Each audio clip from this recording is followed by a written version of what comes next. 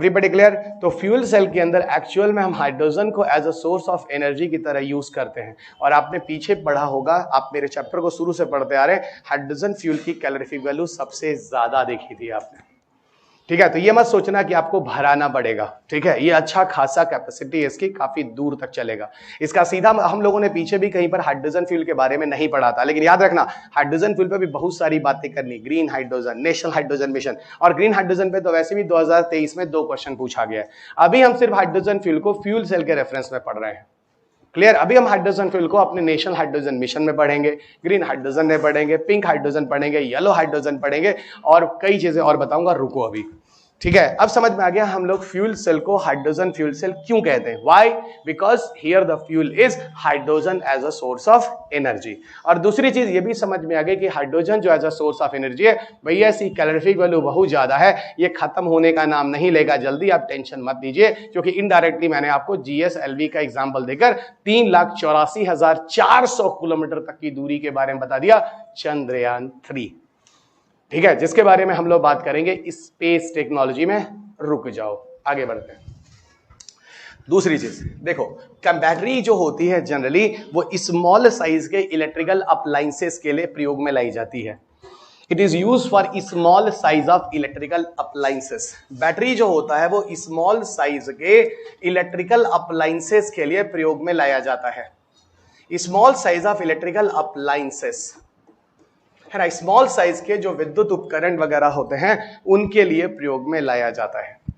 So they are good to use for small size of electrical appliances, ठीक है? लेकिन अच्छा, इसका सीधा मतलब है, देखो ना, आपके मोबाइल फोन, आपके लैपटॉप, आपके इन्वर्टर, यहां तक ठीक है, ठीक है? लेकिन वहीं पर जब हम फ्यूल सेल की बात करते हैं तो ऑल साइजेस, है ना, ये हर तरह के आकार के उपक्रमों में, यानी all size of electrical appliances में प्रयोग में लाया जाता है। So it is useful for all size of electrical appliances. लिख लेना, it is useful for all size of electrical appliances. Fuel cell हर साइज के इलेक्ट्रिकल अप्लायंसेस में प्रयोग में लाया जाता है। Okay, it is used for all size of electrical appliances. Okay everyone, all size of electrical appliances. अब यहां पे जरा समझना, क्यों ना ऐसा करें कि एग्जाम्पल ही लिख डालते हैं। Small size of mobile phone से लेकर एक बड़े साइज के रॉकेट तक में हम फ्यूल सेल को यूज कर सकते हैं, ठीक है? Small size of mobile phone to big size of rockets, ठीक है? Small size of mobile phone to big size of rockets. Okay, so एक छोटे से मोबाइल फोन से लेकर एक बड़े आकार के रॉकेट तक में फ्यूल सेल एक अच्छा फ्यूल है। ओके, फ्यूल सेल बोलो या फिर इसको हाइड्रोजन फ्यूल सेल बोलो। ओके एवरीवन, एक अच्छा फ्यूल है। आगे लिए चलते हैं आपको इसके आगे, ठीक है? बैटरी और फ्यूल सेल की तरफ। देखो, बैटरी में जो करंट होता है वो सबको पता है, कौन सा करंट बैटरी में जनरेट होता है? बहुत सही, यहाँ पे डीसी करंट जनरेट होता है, पीछे के लेक्चर में आपको बता चुका हूं। और फ्यूल सेल में कौन सा करंट होता है? आप गलत जानते हैं, यहां पे भी डीसी होता है, ठीक है ना? तो बैटरी में हो गया क्या? डीसी। फ्यूल सेल में हो गया क्या? डीसी। तो दोनों में हो गया क्या? डीसी। तो यहां पर आपको बच्चा मिल गया सिमिलैरिटी। क्या मिल गया? सिमिलैरिटी। दोनों जगह आपको मिल गया डीसी और डीसी। ये आपको हुआ बैटरी और फ्यूल सेल। अब सुनो, हम लोग बात करेंगे फ्यूल सेल कैसे काम करता है, यानी अगली हेडिंग है mechanism of fuel cell. Heading डालो, मैकेनिज्म ऑफ फ्यूल सेल।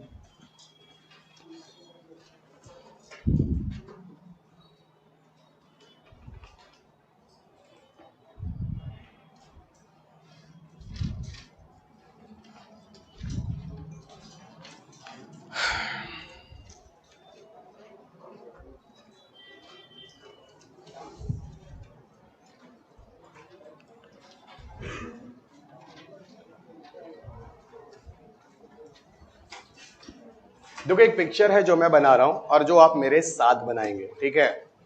मेरे साथ आप लोग बनाओगे, देखना बच्चों जरा, ठीक है? देखते रहो और बनाते रहो, फिर सारी चीजें मैं एक साथ आपको समझा दूंगा होता क्या है। Mechanism of fuel cell.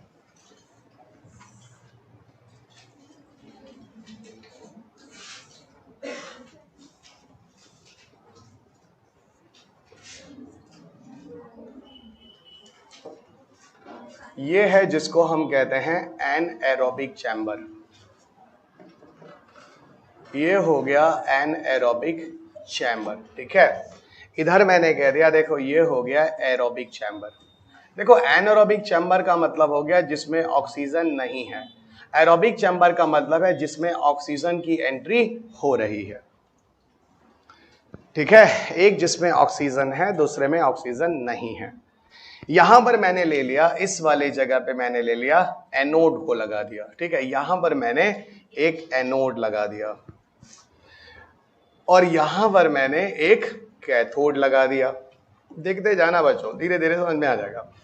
और इन एनोड और कैथोड को मैंने एक लोड से जोड़ दिया। लोड मतलब या तो पंखा लगा दो या बल्ब लगा दो, कुछ भी लगा दो। चलो मैंने बल्ब को लगा दिया, है ना। एक तरफ एनोड है एक चैम्बर की तरफ और दूसरे चैम्बर की तरफ बच्चों कैथोड है, ठीक है। अब सुनो, अब सुनो, इस चैम्बर में हमने क्या ले लिया, यहां पर हमने ले लिया, है ना, हाइड्रोजन फ्यूल को ले लिया। कहा? एनारोबिक चैम्बर में हमने ले लिया हाइड्रोजन फ्यूल को, एनारोबिक चैम्बर में हमने ले लिया हाइड्रोजन फ्यूल को, ठीक है। अब सुनो, सुनते रहो, बस धीरे धीरे हो क्या रहा है।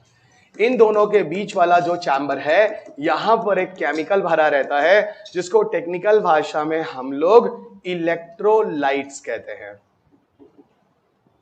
इलेक्ट्रोलाइट्स कहते हैं। और कौन सा इलेक्ट्रोलाइट्स यूज किया जाता है, इसको हम कहते हैं प्लैटिनम। क्या बोलते हैं? प्लैटिनम्स। तो प्लैटिनम जैसे इलेक्ट्रोलाइट्स का यूज यहां पर किया जाता है, ठीक है। जैसे जैसे दिख रहा है वैसे वैसे बनाते रहना साथ साथ, ठीक है। इलेक्ट्रोलाइट्स एक केमिकल प्लैटिनम की तरह इसके अंदर भरा रहता है। और एक चीज और बताना है बस, देखो यहां पर होता है एक मेम्ब्रेन, एक मेम्ब्रेन होता है जो सैंडविच होता है, मतलब इसी के बीच में दबा दबा होता है, फंसा फंसा होता है, ऐसे समझ लो सैंडविच मेम्ब्रेन होता है। जैसे नहीं सैंडविच में बीच में आपका आलू आलू और क्या कैसा पनीर वनीर डाल देते हैं, ठीक है, ऐसे ये सैंडविच की तरह बीच में होता है। इसका नाम होता है बच्चों प्रोटॉन। प्रोटॉन का मतलब होता है H+, H+ प्रोटॉन तो कहते हैं। यह है प्रोटॉन एक्सचेंज मेम्ब्रेन, यह है प्रोटॉन एक्सचेंज मेम्ब्रेन। ये हो गया प्रोटॉन एक्सचेंज मेम्ब्रेन, ओके। ये हो गया प्रोटॉन एक्सचेंज मेम्ब्रेन, ओके। ये है आपका पूरा का पूरा फ्यूल सेल का पिक्चर। अब इसमें मैं आपको दो तीन चीजें और समझाता हूं, सुनो। पहले मैं एक टर्म लिख रहा हूं जिसका नाम है इलेक्ट्रोलिसिस। क्या नाम है? इलेक्ट्रोलिसिस। पहले मैं ये समझाता हूं, ठीक है, पहले मैं ये समझाता हूं इलेक्ट्रोलिसिस क्या है, जरा समझो। पिक्चर को ठीक से दो तीन बार देख लो भाई, कहां पे क्या क्या चीजें हैं।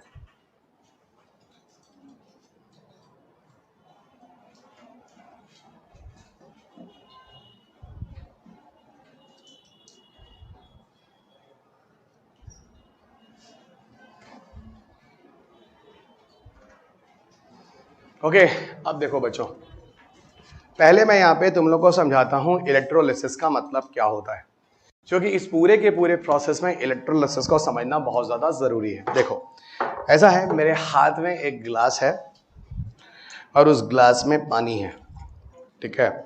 और ये आप में से हर स्टूडेंट्स मेरे हाथ में देख सकता है। ये देखो मेरे हाथ में ग्लास है और ग्लास के अंदर पानी है। मैं आपको इलेक्ट्रोलिसिस का सबसे देसी तरीका बता रहा हूं समझने का, ठीक है ना, क्योंकि मुझे इसी तरह के लोकल तरीके से समझाया गया और बहुत बढ़िया से समझ में आया, क्योंकि मैं लोकल स्टूडेंट शुरू में रहा, बाद में भी लोकल ही रहा। और सुनो, तुम लोग भी वही हो, बस ऊपर से शोबाजी ज्यादा करते हो। सुनो, तुम लोगों को भी 1 मिनट में समझ में आ जाएगा। समझो, इधर इसके अंदर क्या है? पानी। Very intelligent student. हमने क्या किया, तार ले लिया, है ना, एक प्लस होता है एक माइनस होता है, उसको लेके बच्चा मैंने अंदर डाल दिया, ठीक है। अब इस वायर को हम ले जाकर, जरा वायर पकड़ना भाई, उसको ले जाकर उसमें लगा देना। जाओ जाओ जाओ, तुम बजा के जाओ, वो उसको जाने दो जाने दो जाओ। अरे जाओ लगा के आओ, है ना, लगाओ लगाओ। ए बस चलो, स्विच ऑन करो, स्विच ऑन है, चलो आ जाओ आ जाओ। अब हो गया, चलो इधर चलो। नहीं अब एकदम जाओ, चलो बहुत बढ़िया, सो स्वीट ऑफ यू, बहुत बढ़िया, है ना। नहीं तार ले जाओ है ना, जब वहां लगा दिया तार कहां से ले जाओगे, चलो, है ना। चलो सुनो। अब सुनो, एक काम है ना, जैसे वो स्विच ऑन किया है वो बच्चा, है ना, क्या नाम है तुम्हारा दोस्त? देव। जैसे देव ने अभी देखो स्विच जब ऑन किया है, इसके अंदर जानते हो क्या हुआ है? क्या हुआ है?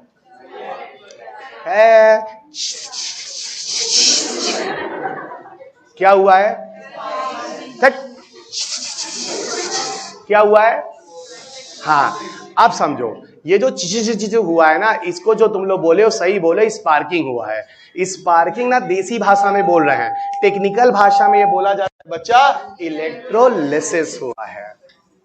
अब जाके समझ में, अच्छा वो जो तार का जो करंट पानी में गया, जो स्पार्किंग हुई, वो टेक्निकल भाषा में इलेक्ट्रोलाइसिस और देसी भाषा में स्पार्किंग, ऐसे ही समझने के लिए।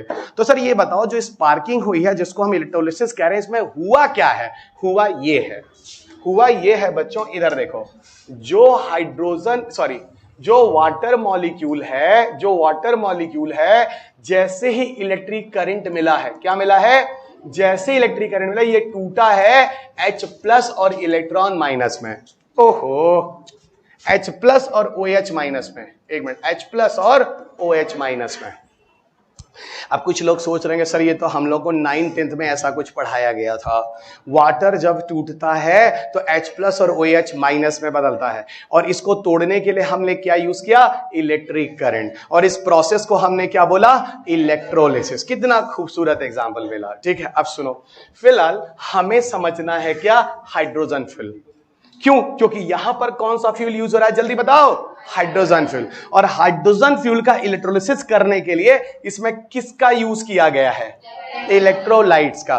कौन सा इलेक्ट्रोलाइट यूज हुआ है? Generally platinum. अब सुनो प्रभु, उधर देखो, ये है हाइड्रोजन फ्यूल, है ना? यहां पर जैसे ही प्लेटिनम के संपर्क में आएगा हाइड्रोजन फ्यूल, मतलब इलेक्ट्रोलाइट्स के जब संपर्क में आएगा, हाइड्रोजन टूटेगा, 1 प्रोटॉन और 1 इलेक्ट्रॉन बनेगा। ये है रिएक्शन हाइड्रोजन फ्यूल की इलेक्ट्रोलिसिस का। तो सर आप ये कहना चाह रहे हैं जो हाइड्रोजन फ्यूल हम यूज करते हैं फ्यूल सेल में, पहले उसको इलेक्ट्रोलिसिस प्रोसेस से गुजारते हैं, जिस इलेक्ट्रोलिसिस प्रोसेस से गुजारने के लिए उसके अंदर प्लेटिनम को यूज किया जाता है, वो प्लेटिनम लगातार हाइड्रोजन फ्यूल को तोड़ता है, और अब क्या करता है? इधर देख लो, कहानी खत्म।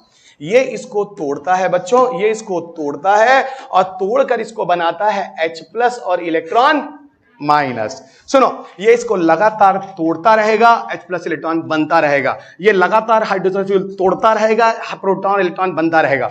समझ में आ रहा है कि नहीं आ रहा है? और सुनो, जब ये प्रोटॉन बनेगा तो यहां पर इन दोनों के बीच में क्या है? प्रोटॉन एक्सचेंज मेम्ब्रेन है। ये प्रोटॉन एक्सचेंज मेम्ब्रेन इस प्रोटॉन को इधर एक्सचेंज करके इधर कर देगा। तो ये वाला जो प्रोटॉन है, देखते रहो बोर्ड, ये वाला जो प्रोटॉन है यहां से खत्म हो जाएगा, और ये वाला प्रोटॉन ऑक्सीजन से मिलकर क्या बनाएगा? वाटर। और वाटर ऐसे बाई प्रोडक्ट बाहर निकल जाएगा। इस पूरे प्रोसेस में हुआ तो हुआ क्या? इलेक्ट्रॉन बच गया, water as a by product निकल गया। कहानी समझ में आई कि नहीं आई? जब समझ में आता है तो चेहरे का एक्सप्रेशन क्यों नहीं बदलते हो? कुछ चेंज कर दिया करो, नहीं तो हमको कैसे समझ में आएगा? रुको अभी, और ध्यान लगाओ, अभी कहानी खत्म नहीं हुई है। इलेक्ट्रिसिटी अभी बल्ब नहीं जला, रुक जाओ अभी। जब बल्ब जल जाएगा तब कहेंगे हम लोग सक्सेस हो गए। रुक जाओ। अब बचा ये देखो, ये प्लेटिनम फिर हाइड्रोजन फ्यूल को तोड़ेगा। देखो टूटता रहेगा। अब क्या होगा? फिर प्रोटॉन बनेगा, एक और इलेक्ट्रॉन बनेगा। अच्छा, ये एनोड है, प्लस चार्ज है, ये माइनस और प्लस जुड़ जाएगा। समझ रहे हो नहीं समझ रहे हो? और जो प्लस वाला प्लस से जुड़ेगा नहीं, तो प्रोटॉन जो होगा खट से फिर प्रोटॉन एक्सचेंज में इधर कर देगा, प्रोटॉन फिर इधर आ गया, यहां का प्रोटॉन फिर खत्म, और ये प्रोटॉन फिर बच्चा यहां ऑक्सीजन से रिएक्ट करके वाटर मॉलिक्यूल से फिर बाहर निकल गया। इस पूरे प्रोसेस में क्या एक और आ गया? एक और इलेक्ट्रॉन इधर बढ़ गया। सर समझ गए? इसका सीधा मतलब है कि जब ये प्रोसेस चलता रहेगा, यहां इलेक्ट्रॉन बढ़ता रहेगा।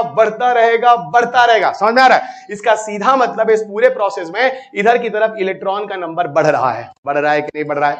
इधर इलेक्ट्रॉन का संख्या लगातार बढ़ रहा है, इधर इलेक्ट्रॉन की संख्या में कोई चेंज हो नहीं रहा है, या तो कम है या तो नहीं है। अब इलेक्ट्रॉन इधर से इधर मूव करने लगेगा, इधर से इधर। और आप लोगों को याद होगा, अगर 9th 10th में साइंस पढ़े होंगे तो फिजिक्स की किताब में लिखा था इलेक्ट्रिसिटी वाले में कि भैया जिस डायरेक्शन में इलेक्ट्रॉन चलता है उसके अपोजिट डायरेक्शन में करंट चलता है, और अगर करंट चल गया तो बल्ब जल गया, और बल्ब जल गया तो बच्चा इलेक्ट्रिसिटी मिल गई, और अगर बल्ब छू लो तो गर्म है, हीट भी मिल गया। तो जब तक है हाइड्रोजन तब तक है इलेक्ट्रिसिटी। और सुनो, इसको कम मत आंकना, ये तुमको पहुंचा देगा चंद्रमा तक। नहीं समझ आया सर? आसान आसान, तुम लोग टेक्निकल चीज को देसी तरीके से समझ रहे हो, सब तुमको पता है। पूरे कोचिंग इंडस्ट्री में कोई छूता भी नहीं है। क्यों? क्योंकि तुमको कभी कोई पेपर दिखाया ही नहीं है।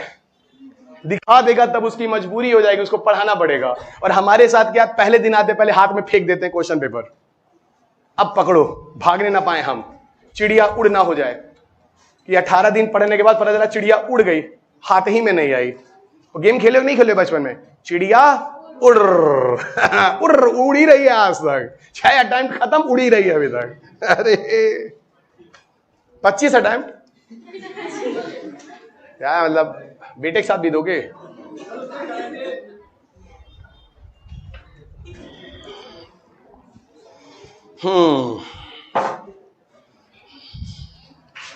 अब सुनो बच्चों, ये जो फ्यूल सेल है ना, अब इसको मैं माइक्रोबियल फ्यूल सेल बनाने जा रहा हूं। बहुत आसान है, सिर्फ 2 जगह चेंज कर दूंगा, फ्यूल सेल बन जाएगा माइक्रोबियल फ्यूल सेल। कितनी जगह चेंज करूंगा? सिर्फ 2 जगह, और फ्यूल सेल क्या बनने वाला है? Microbial fuel cell. अच्छा जरा एक नाम सोचो, माइक्रोबियल फ्यूल सेल, यानी ऐसा फ्यूल सेल जहां पे माइक्रो ऑर्गेनिज्म का यूज हो रहा है। माइक्रोनिज्म वो होते हैं जिनको हम लोग नेकेड आई से नहीं देख सकते। सब देखो बायोगैस, बायो टॉयलेट के सामने होता है, ठीक है? अच्छा अब देखो ऐसा है, इसमें हम कुछ चेंज करने के पहले एक चीज बताना चाहते हैं। इधर देखो, ऐसा है, हम ले लिए organic waste. Sir organic waste आप पीछे हम लोग को बायोगैस में अच्छे से बताए थे, और यहां तक कि सर आप बोले थे कि हम लोग भी हैं, लेकिन सर अच्छा वाला एग्जांपल दीजिए, हम लोग नहीं रहेंगे, ठीक है? चलिएगा, ऐसा है, सीवेज वाटर ले लो, भरा है ऑर्गेनिक वेस्ट की नहीं? जल्दी बोलो हाँ भरा हुआ है, ले लो। अब उस सीवेज वाटर गंदा वाटर प्यूरिफिकेशन प्लांट ले लो, जहां पे पानी को साफ करना है। मतलब पानी के अंदर ऑर्गेनिक वेस्ट इंप्योरिटी है, ठीक है? वहां पे बच्चा अगर एक बात बताओ, हम माइक्रो ऑर्गेनिजम्स को कुछ देखें, कुछ बैक्टीरिया उटीरिया है जो वैज्ञानिकों ने ढूंढा है, ठीक है? कुछ ऐसे बैक्टीरियाज वगैरह है, माइक्रो ऑर्गेनिज्म है, जो क्या करते हैं, ऑर्गेनिक वेस्ट को तोड़ तोड़ के अंत में जाकर एक प्रोटॉन और एक इलेक्ट्रॉन बनाते हैं। सर आप ये कह रहे हैं कि पीछे ये प्रोटॉन और इलेक्ट्रॉन बनाने का काम प्लेटिनम ने किया था, क्योंकि यहां पर फ्यूल क्या था? हाइड्रोजन। अब आप कर रहे हैं कि प्लेटिनम की जगह एक बैक्टीरिया है जिसको हम लोग कह रहे हैं कैटलिस्ट, और हाइड्रोजन की जगह रख दिए ऑर्गेनिक वेस्ट। जो काम प्लेटिनम ने हाइड्रोजन फ्यूल के लिए किया था, वो काम कुछ bacteria as a catalyst organic waste के लिए कर रहे हैं, और अंत में तोड़ के अंत में क्या बना? हाइड्रोजन और एक प्रोटॉन और एक इलेक्ट्रॉन। H+ को हम लोग क्या कहते हैं? H+ को क्या कहते हैं?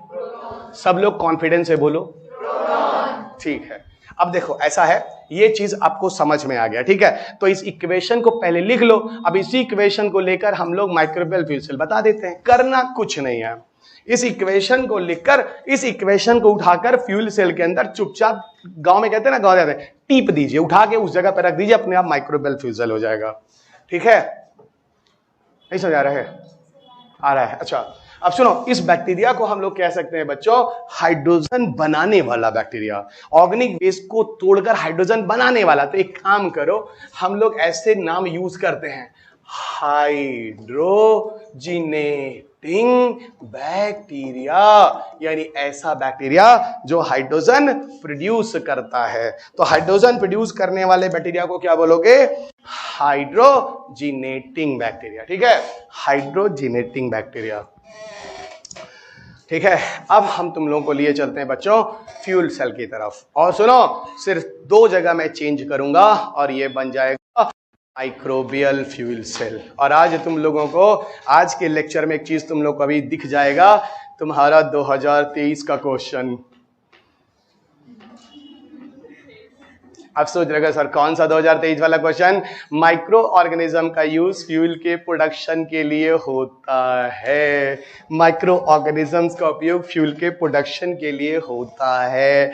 और सर कल भी जब पीछे वाला जो लेक्चर आप पढ़ाए थे उसमें बताए थे बायोगैस में भी बैक्टीरिया की मदद से मीथेन का फॉर्मेशन हुआ था। तो यूपीएससी 2023 के मेंस का 2 एग्जाम्पल तो आप दे दिए, अभी दूसरा देने जा रहा है। पहला आप पिछले लेक्चर में बायोगैस में बताए थे, बोलो हाँ।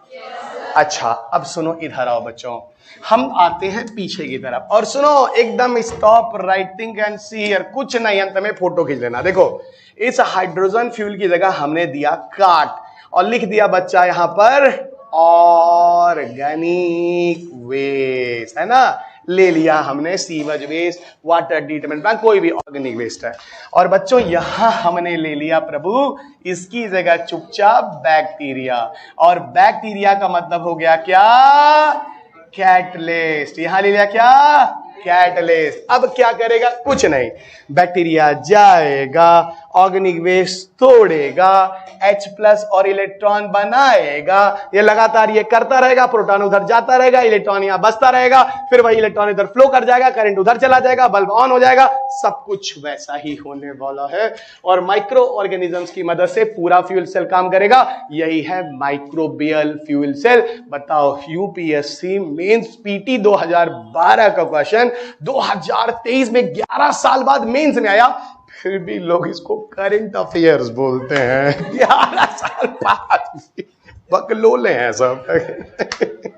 एक से एक है सब, पूरा इंडिया का हालत है ये, हम तुमको सही बता रहे हैं, पूरे इंडिया का हालत है यार। तेरे के चिल्ला चिल्ला के ज्यादा कि हर शहर में घूम के पढ़ा रहा हूं, फिर भी कोई मानने को तैयार है ही नहीं। 20 साल हो गए फिर भी कोई नहीं। चलो तुम ना मानो, लेकिन हम यही पढ़ाएंगे और हम यही ऐसे बोलेंगे तुम लोगों को, ताकि चुभे कुछ लोगों को। अच्छा क्लियर, बहुत बढ़िया बहुत बढ़िया। अब बच्चों देखो, हम लोगों ने फ्यूल सेल पढ़ लिया, ठीक है, हम लोगों ने फ्यूल सेल पढ़ लिया, हम लोगों ने माइक्रोबियल फ्यूल सेल पढ़ लिया। अगला कंसेप्ट मिसलेनियस एनर्जी में हम किधर की तरफ जाएंगे, बायोमास गैसिफिकेशन।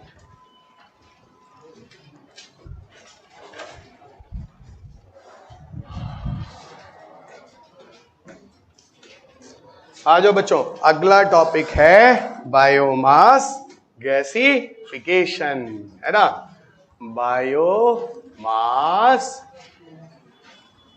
गैसिफिकेशन।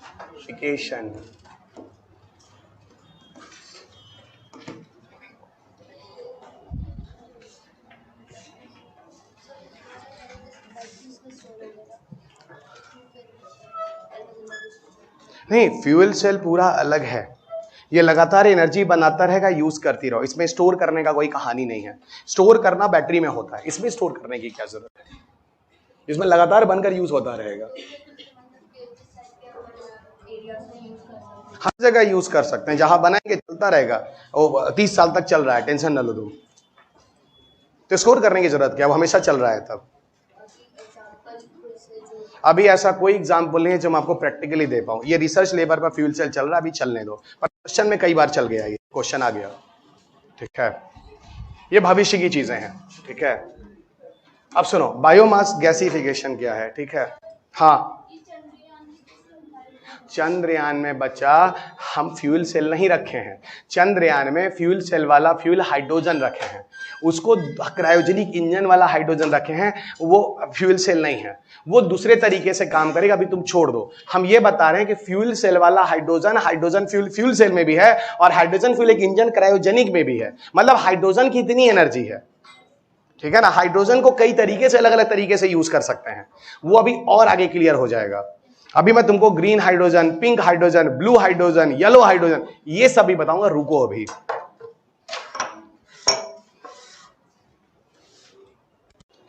अब देखो बायोमास गैसिफिकेशन जरा समझो बच्चों, इधर आओ। ऐसा है, बायोमास हर कोई समझता है, पेड़ पौधे ले लो, उनके पार्ट्स वार्ट्स ले लो, सब बायोमास है।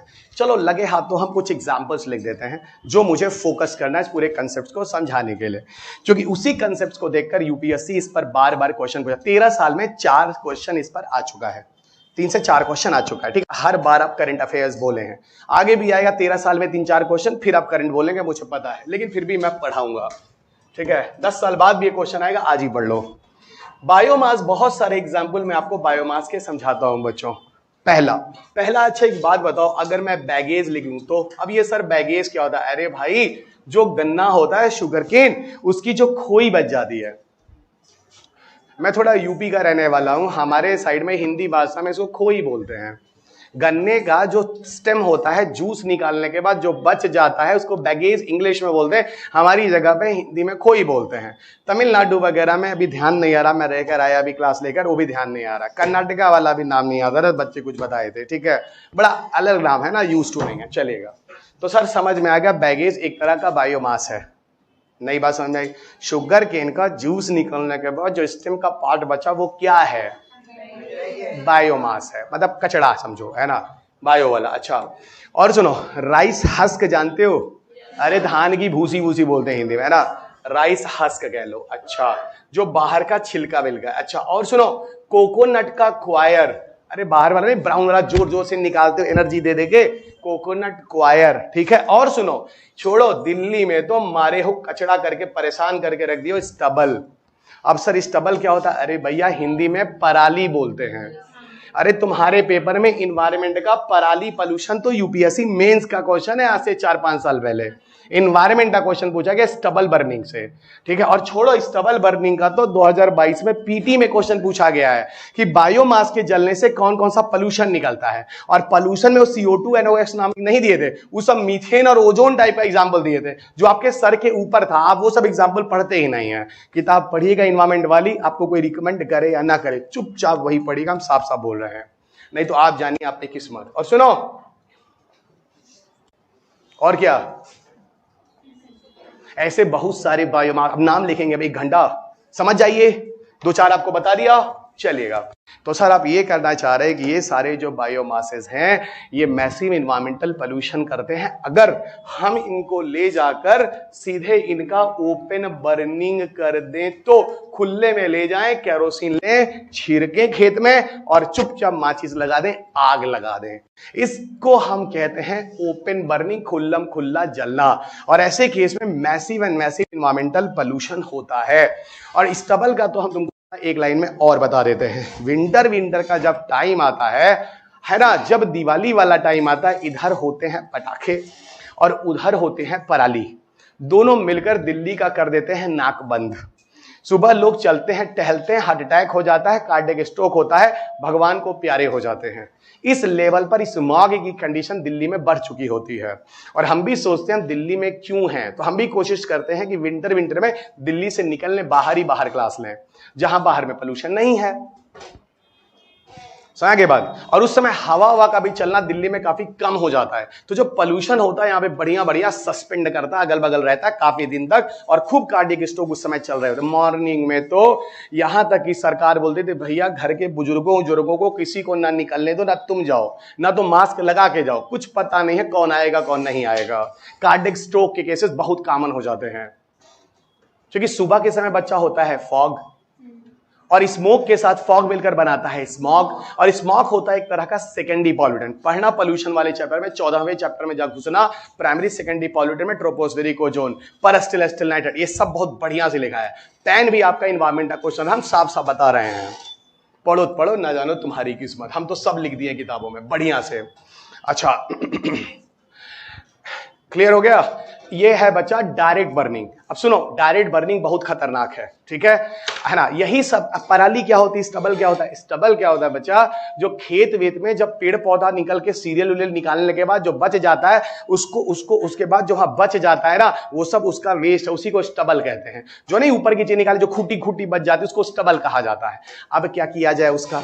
अब उसके लिए यही होता है, किसान सोचता है कि हम जाके फिजिकल वर्क करके उखाड़े, कौन इतना समय लगाए, इतनी मेहनत करे, तो जाता है रात में धीरे से, अर्ली मॉर्निंग के समय, बहुत और पहले अंधेरे के टाइम में जाके धीरे से केरोसिन डाल देता है, और केरोसिन डालने के बाद पूरे खेत में आग लगा देता है। सो रात में धुआं रात में मिल जाता है, किसी को पता ही नहीं चलता है, और सुबह होते होते दिखता है कि खेत जला हुआ है, और खेत जो है पूरी तरह से वेस्ट से मुक्त हो गया है, क्योंकि चीज जल गई ना, और उसका पूरा धुआं ऊपर उठ के चारों तरफ से, चाहे इधर पंजाब हो, इधर हरियाणा हो, और इधर से वेस्टर्न यूपी हो, तीनों के बीच में पड़ता है दिल्ली। तीनों का धुआं आता है दिल्ली में, और दिल्ली पूरी तरह से विंटर में हो जाता है धुआं के साथ फॉग मिलकर स्मॉग, और पूरा चोक्ड हो जाता है। और इसीलिए हमारा दिल्ली जो है दुनिया में सबसे ज्यादा पोल्यूटेड कैपिटल की लिस्ट में हमारा दिल्ली एक रिकॉर्ड बनाया है। पिछले 7 साल से लगातार हम नंबर 1 पर हैं। प्राउड ऑफ यू बच्चों, है ना, प्राउड ऑफ यू, ठीक है। तो पिछले 7 साल से भारत नंबर 1 पर, भारत का एक कैपिटल, पूरी दुनिया का एक कैपिटल है जो सबसे ज्यादा हाईली पॉल्यूटेड कैपिटल है, उसका नाम है दिल्ली। मत जाओ दिल्ली, मत जाओ, लिटरली बता रहा हूं। अब सुनो, घर बैठो हम लोग आ ही रहे हैं ऑनलाइन लेके, समझ रहे हैं, और बाकी कर करके आ ही गए हैं। चलो अब सुनो और सुनो, आगे बढ़े। तो समझ में आ गया सर, ओपन बर्निंग से भयंकर वाला पोल्यूशन होता है जो कि बड़ा खतरनाक है।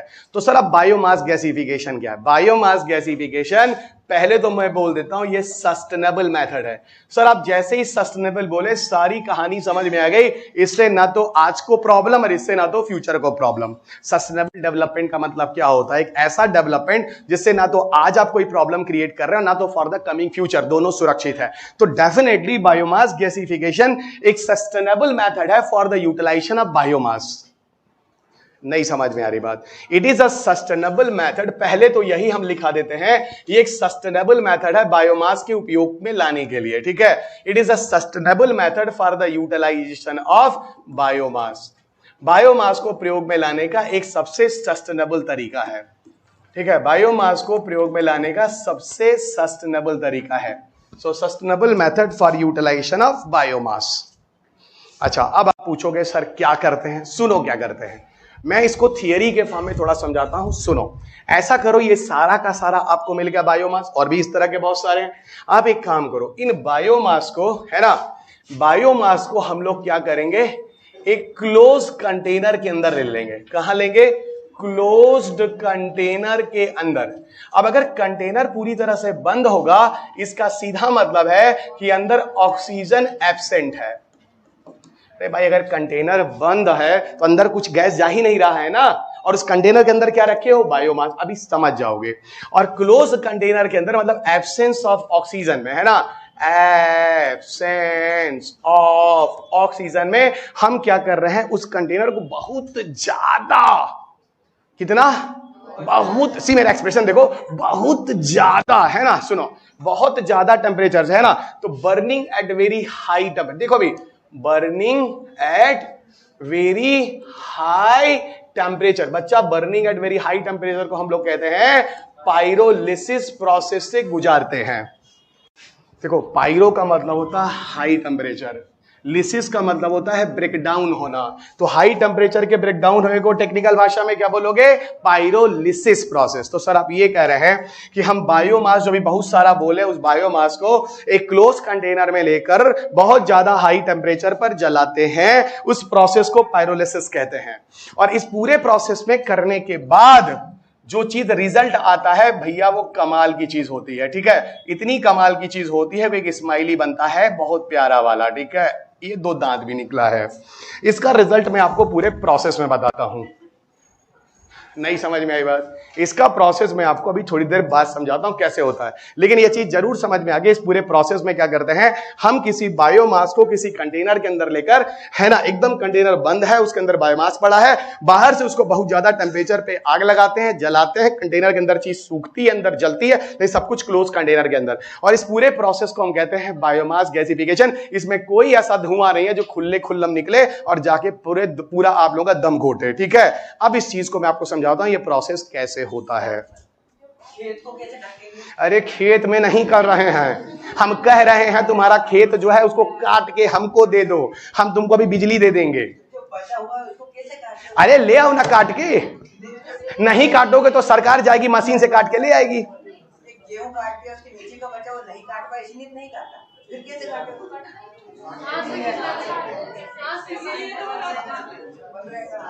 ऐसा है भाई साहब, जहां के हैं वहां पे मशीन नहीं है कि नहीं, तब ये सोच रहे हैं। बहुत सारी ऐसी मशीनें हैं जो उखाड़ देंगी। ऐसा है, ये कोई डिस्कशन का टॉपिक नहीं, कैसे उखाड़ेंगे। यूपीएससी ये पूछेगा कि 30 एंगल से निकालने की, 60 पे निकालने की, 90 पे निकालें, ये कोई क्वेश्चन है? एक से एक टॉपिक पे बहस हो रही है, कोई लॉजिक नहीं है। ये बात समझ में आया कि नहीं आया? अजीब हालत है ना। अब इसी पे 5 मिनट डिस्कशन होगा कि कैसे निकाला जाए, और फिर यूपीएससी का आंसर होगा कि इस टबल को कैसे उखाड़ेंगे। 30 डिग्री पे मशीन से, 60 डिग्री पे हाथ से, 90 डिग्री पे रस्सा बांध के कुछ भी, रुको अभी, मतलब रुको अभी, ठीक है, रस्सा बांध के निकालेंगे। इधर आओ। निकलेगा निकलेगा, जैसे निकलेगा देखा जाएगा, ले आओ। जरूरी है सब स्टेबल हो, कोकोनट क्वायर नहीं हो सकता है। तुम एकदम स्टेबल के पीछे पड़ गए हो। इतना सारा बायोमास हो, तुमको नहीं दिख रहा है। रुक जाओ एक मिनट, रुक जाओ एक मिनट है। इतना सारा बायोमास है, इनको नहीं दिख रहा है, ये नहीं दिख रहा है, ये नहीं दिख, यही उखाड़ेंगे, यही लाएंगे। हम तुम्हारी तरह इतने निगेटिव नहीं हैं। सबसे ज्यादा यही है तो हम यही उखाड़ेंगे, एक से एक।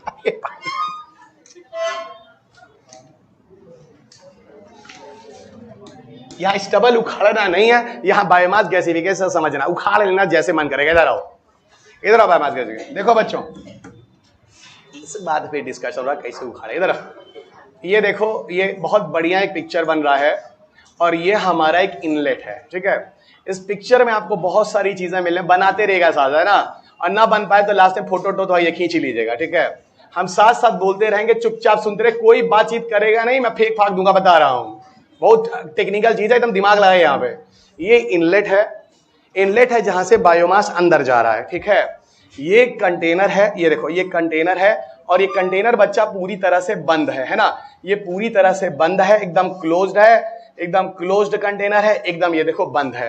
और यहां पर एक ग्राइंडर मशीन लगा दी है, ग्राइंडर मशीन जो पीसेगा, ग्राइंड करना, ग्राइंडर मशीन लगा हुआ है, ठीक है। इसलिए अब मान लो कोई बायोमास आ रहा है, कोई बड़ा है, तो उसको छोटे छोटे टुकड़े में करते हैं। अब बताओ, ये लकड़ी का ये मेज है, टेबल है, डेस्क है, अब भाई इसका गुटका उटका नहीं निकलता होगा, लकड़ी का छोटा छोटा बड़ा बड़ा हार्ड होगा, कुछ नहीं, उसको लो के बच्चा अंदर डाल के ग्राइंडर मशीन से उसको छोटे छोटे टुकड़े में कर दो। समझ में आ रहा है कि नहीं आ रहा है? छोटे टुकड़े कर दो। अब जब छोटे छोटे टुकड़ों में कर दोगे, यहाँ छोटे छोटे टुकड़ों में कर दोगे, यहां मैंने ले लिया बायोमास। क्या ले लिया?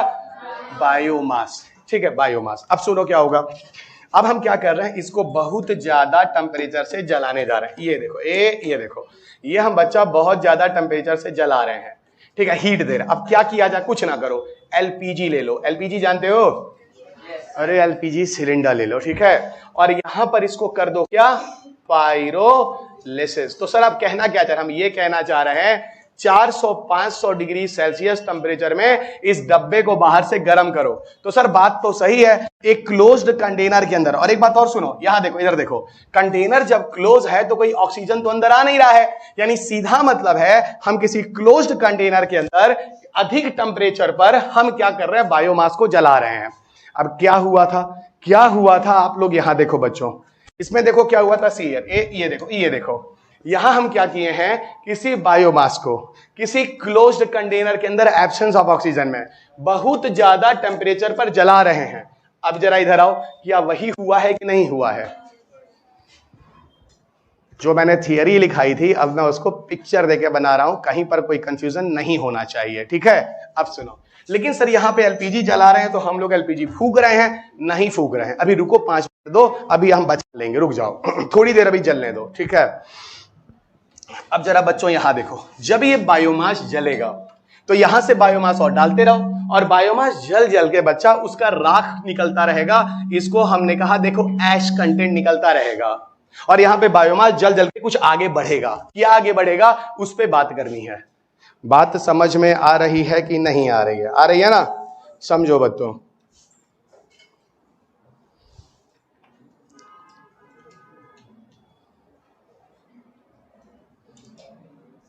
हाँ, ऑक्सीजन की एब्सेंस का मतलब यही है जो पिक्चर में दिखा हुआ है। अरे ऑक्सीजन के एब्सेंस में नहीं समझ में आ रहा कैसे जला? कंटेनर बंद है तो अंदर चीज ऑक्सीजन के एब्सेंस में जल रही है, बाहर से तो एलपीजी को ऑक्सीजन मिल ही रहा है जलने के लिए। कंफ्यूजन क्यों हो रहा है? जरा पिक्चर देखो, समझ में आ जाएगा। ये देखो, इसको बाहर से तो ऑक्सीजन है एलपीजी को जलाने के लिए, कंटेनर के अंदर ऑक्सीजन के एब्सेंस में जला, ये मैं कह रहा हूं, बता रहा हूं मैं, गला घोट दूंगा, बता रहा हूं मैं। पिक्चर ही बना दिया फिर भी नहीं ऑक्सीजन क्या? ये क्या लिखा, अंदर ऑक्सीजन नहीं है, ऐसे अंदर बायोमास ऑक्सीजन कैसे दे रहा है, बाहर एलपीजी को तो हवा, ये देखो ऑक्सीजन, इसको तो हवा मिल ही रहा है, देख लो, ये देख लो, इसको दिख रहा है।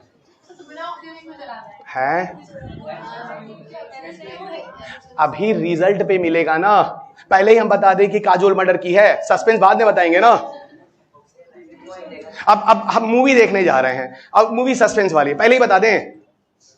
ओहो नहीं, हम ठीक से समझाएंगे, पहले रुको। हम छोटे पे मूवी देखने जा रहे थे, सुनो पहले, सुन ही लो। तो जब हम मूवी देखने जा रहे थे तो पहला दिन और गलती से मुझे पहला शो का टिकट नहीं मिला, ठीक है, मुझे मिला दूसरे शो का। और पहला शो मूवी का नाम था गुप्त। मेरा दोस्त जो थे 2-4 उनको मिल गया टिकट। वो सब पहला से एपिसोड देखकर आ रहे थे, पहला वाला। निकले, हमसे बोले रवि तुम लोग सब लोग कहां जा रहे हो? हम कहे यार हम लोग मूवी देखने जा रहे हैं। बोले कौन सा? हम कहे गुप्त। बोले जाओ जाओ काजोल मर्डर की है। अब हम तुमको क्या बताएं, सारा हमारा पैसा बेकार हो गया। और हम लोग इतने खुराफाती दोस्त थे, चिल्ला चिल्ला के थिएटर में कह रहे देख लो जनता काजोल मर्डर की है। जब हम लोग का पैसा बर्बाद हो गया तो अब सबका बर्बाद करेंगे। बचपन में हम लोग इस तरह के गंदे धारा वाले थे, है कि हमारा गया सबका जाए। तो वही हम बता रहे हैं कि अगर ऐसी चीजें सस्पेंस पहले अगर बता देंगे तो इंटरेस्ट खत्म हो जाएगा। हम नहीं बताएंगे, चाहे जो करना हो कर लो। अभी क्लियर? हाँ, टीचर का काम यही नहीं होता आवे अरे भैया सब्जेक्ट में इंटरेस्ट भी दिलाओ, नहीं तो फिर जहां पे सब्जेक्ट था टफ और टफ बना रह गया। रुको, अभी कितना आसान लग रहा है, कभी सोचे तो फ्यूचर समझ जाओगे। ये देखो, बोलो हाँ, आ गया। ये फ्यूल सेल का तो नाम ही नहीं सुने थे, माइक्रोवेल बुझली को नाम भी आ गया, काम भी आ गया, यहां तक कि यूपीएससी का क्वेश्चन पेपर लग गया। रुकिए अभी, ठीक है,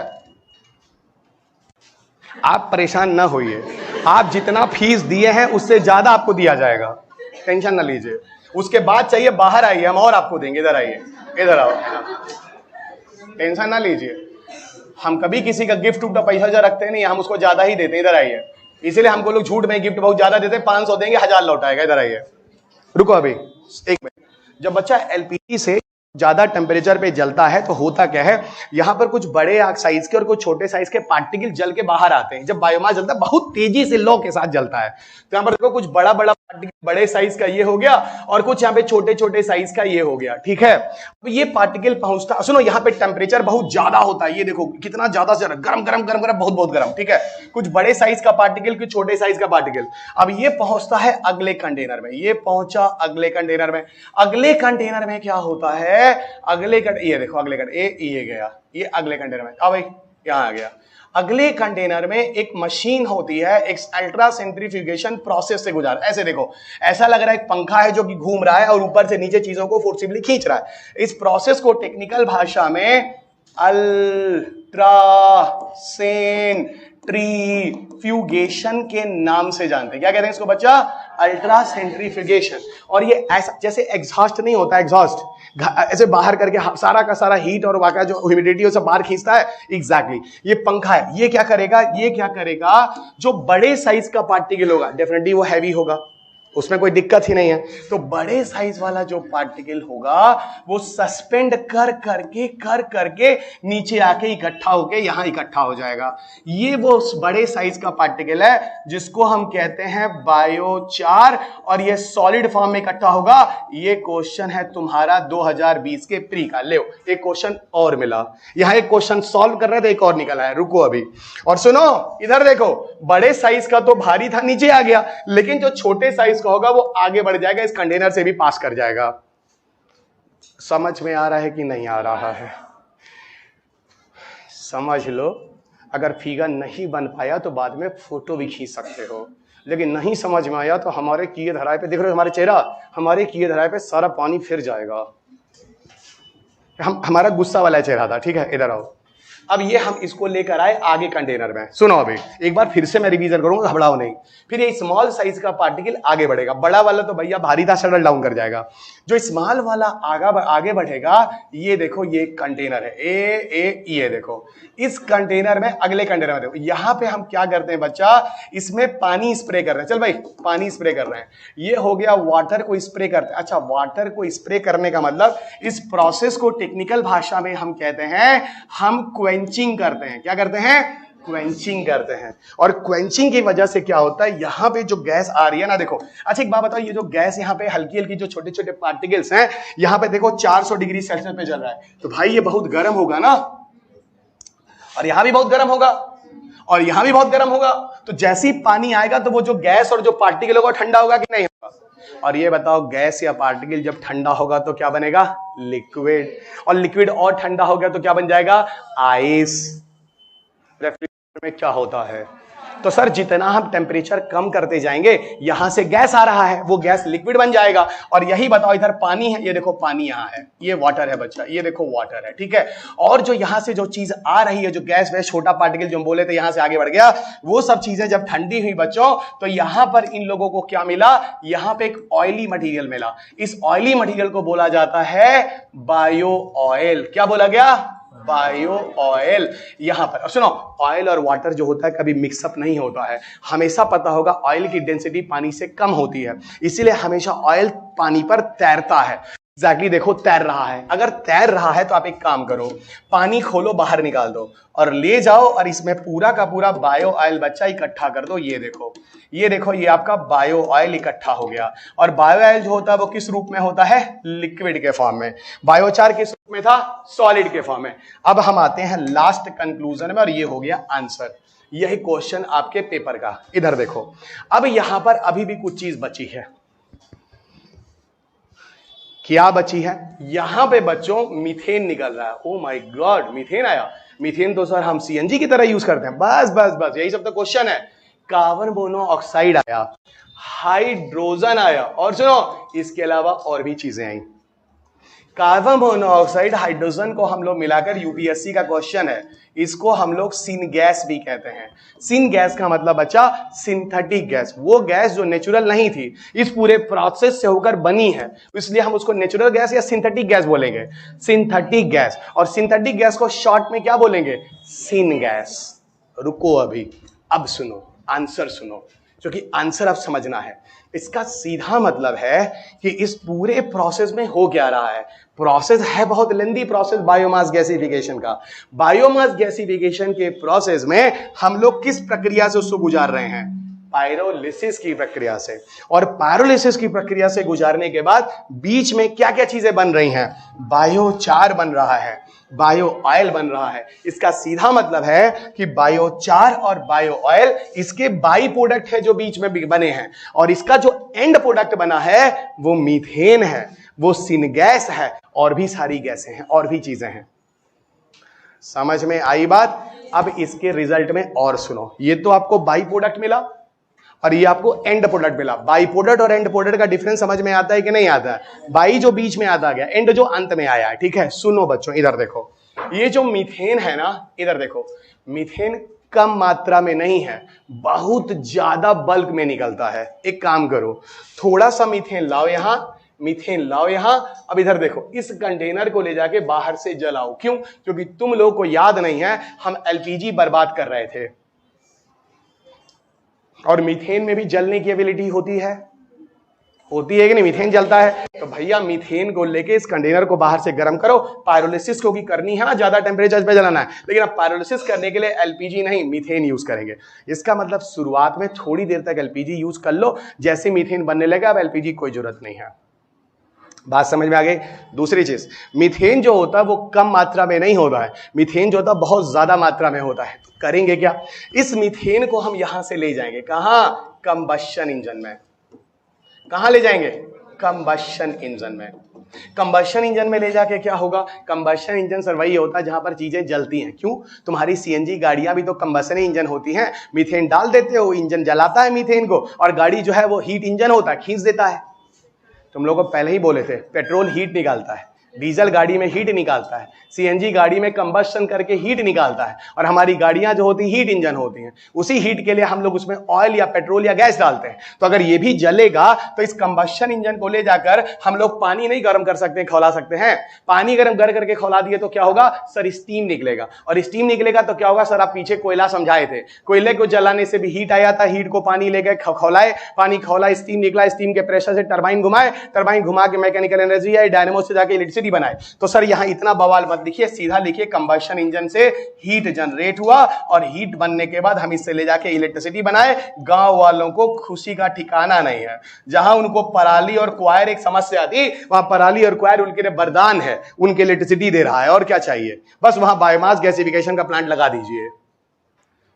नहीं समझ में आई बात? अब देखो कितना सस्टेनेबल है। और एक बात और सुनो, अब यहां पर दो तीन चीजें आपको एक बात और बताता हूं। सुनो, कार्बन मोनोऑक्साइड बहुत खतरनाक होता है। तो सर फिर तो ये अगर बाहर आया तो दिक्कत है। कहां बाहर आ रहा है? कोई खुले में पराली जल रही है क्या? खुले में जलता तब कहां से कंट्रोल कर पाते? यहां तो हर चीज एक कंट्रोल तरीके से निकल रहा है। यहां पर एक स्क्रबर लगा लो। स्क्रबर क्या होता है? ऐसे समझ लो देसी भाषा में एब्जॉर्बर। जब आप इन्वायरमेंट वाली बुक पढ़ोगे तो मैंने पॉल्यूशन वाले चैप्टर में कुछ स्क्रबर्स के लिखे हैं, ठीक है। स्क्रबर वो होते हैं जो किसी तरह के पॉल्यूटिंग गैसेस को रोक लेते हैं, एब्जॉर्ब कर लेते हैं, तो हवा में नहीं निकलने देते हैं। तो बाहर कार्बन मोनोऑक्साइड नहीं है, क्योंकि कार्बन मोनोऑक्साइड बहुत खतरनाक है। जब आप पोल्यूशन वाला चैप्टर पढ़ोगे उसमें मैंने लिखा है कि carbon monoxide poisoning, carbon monoxide अगर हमारे नाक के रास्ते शरीर के अंदर गया ना तो कार्बन मोनोऑक्साइड जो होता है वो हीमोग्लोबिन से बहुत तेजी से मिल जाता है, और जब ये मिल जाता है तो ऑक्सीजन हीमोग्लोबिन से रिएक्ट नहीं कर पाता है और सफोकेशन होता है और इंसान मर जाता है। क्योंकि कार्बन मोनोऑक्साइड का हीमोग्लोबिन से रिएक्ट करने की टेंडेंसी बहुत ज्यादा, कई गुना ज्यादा तेज होती है ऑक्सीजन के कंपैरिजन में। तो आ जाता है कार्बन मोनोऑक्साइड हीमोग्लोबिन से अटैच कर जाता है और आपकी ऑक्सीजन को अब नहीं जुड़ने देता, सफोकेशन होता है, ऊपर वाले से आपकी फ्रीक्वेंसी मिल जाती है। इसीलिए कार्बन मोनोऑक्साइड को रोक दो, हवा में मत जाने दो। और तुम रोक सकते हो क्योंकि इसी जगह से निकल रहा है। अब खेत में हम पराली को जलाएं, उतना सारा धुआं कहां रोक पाओगे? तो खुल्लम खुल्ला कहां रोक पाओगे? लेकिन यहां फिर भी रोक लोगे। और एक बात और सुनो, हाइड्रोजन जो है ना सबको पता है। अरे सर हाइड्रोजन भी तो एक फ्यूल है। नहीं समझ में आई बात? मीथेन को जनरली यूज करते हैं लेकिन यहां हाइड्रोजन भी एक फ्यूल बनता है। तो सर इसका मतलब हम लोग बायोमास से भी हाइड्रोजन बना सकते हैं। दिख तो यही रहा है। समझ में आई बात की नहीं? समझा ले गया हूं मैं। अभी इस पे बहुत सारी बातें करनी है। बोलो भाई बोलो। हाँ तो उधर निकल रही है तो अलग कर रहे हैं ना, जिसको जैसा अलग करके जहां ले आना है ले जा रहे हैं। मीथेन को ले जाके इलेक्ट्रिसिटी बनानी, वो अलग कर लिए। कार्बन मोनोऑक्साइड स्क्रबर लगा के एब्जॉर्ब कर लिए। हाइड्रोजन को अलग करके उसको अलग जाके इकट्ठा करके हो सकता है हाइड्रोजन फ्यूल की तरह यूज कर ले। आपके पास ऑप्शंस है। हाँ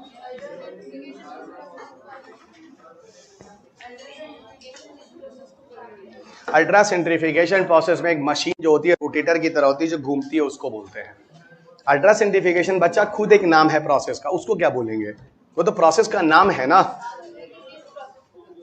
पंखा की तरह ऐसे रोटेटरी फैन चलता है। अब तुम गूगल पे जाओ देखो, ऐसे मिल जाएगा बहुत तरह। मथनी चलाई हो जो लस्सी बनाते हैं,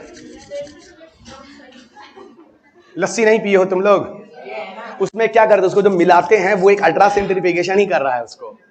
इससे पार्टिकल एक साइज के हो जाते हैं और फिर लस्सी टेस्टी हो जाती है। जब दही के जो पार्टिकल होते हैं एक ही साइज के सारे कण हो जाते हैं तो दही पानी में अच्छी तरह उसको दूध जो भी होता मिट जाता है और वो टेस्टी हो जाता है। हाँ तो ये जान लो हैवी पार्टिकल है वो नीचे सेटल कर जाते हैं, लाइट वाले का लेना देना नहीं, वो आगे बढ़ जाता है बस। अरे तुम लोगों को एक बात बताएं, तुम्हें क्या लगता है यूपीएससी पूछेगा बायोमास गैसिफिकेशन की प्रक्रिया बताओ प्लीज? ये सब नहीं पूछेगा। आपसे पूछेगा यूपीएससी, पूछेगा क्यों? क्वेश्चन ही सुनो ना। पायरोलिसिस प्रोसेस क्या होता है 2019 में? पायरोलिसिस प्रोसेस ऐसा प्रोसेस होता है जहां वेस्ट से हम एनर्जी बनाते हैं, यूपीएससी 2019। फिर पूछ रहा है बायोचार का क्या उपयोग होता है, 2020। फिर पूछ रहा है बायोमास गैसिफिकेशन 2013 में क्या होता है, क्वायर जैसी चीजों को हम यूज करके इनको उपयोग में लाते हैं सस्टेनेबल तरीके से, 2013। तो सर ये इतना टेक्निकल नहीं पूछता है, नहीं, लेकिन जब ये समझाता हूं तो आपको सब कुछ समझ में आ जाता है कहां पर क्या है। मेंस में ये क्वेश्चन यही आएगा कि ये बताओ सॉलिड वेस्ट डिस्पोजल का प्रोसेस क्या है, 2018 का मेंस, 17-18 का मेंस।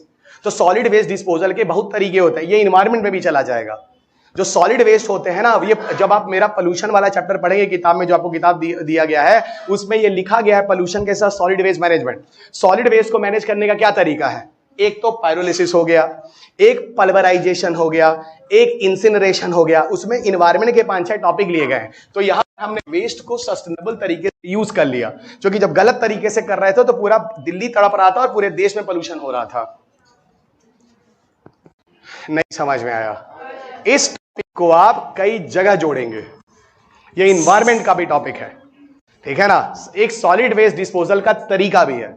किस फॉर्म में यूपीएससी पूछेगा मुझे नहीं पता, मैं आपको सारे फॉर्म को बता दे रहा हूं, ठीक है, बढ़िया से जान लीजिए। ये होता है मेरी क्लास का फायदा, नहीं तो कभी इतनी सारी चीजें इतने कम समय में आप समझ ही नहीं पाएंगे। घूमते रहिए, घूमते, अंत में ही कह दीजिएगा ये करंट अफेयर से आ गया था, खुद को बचाने के लिए, क्योंकि कभी हमारी क्लास सुने नहीं, कभी समझ में आई नहीं, सब चीजें कोई बताया ही नहीं। अब बायोचार का काम क्या होगा, अगली हेडिंग वही है, ठीक है, अगली हेडिंग डालो, 2-3 हेडिंग डालो।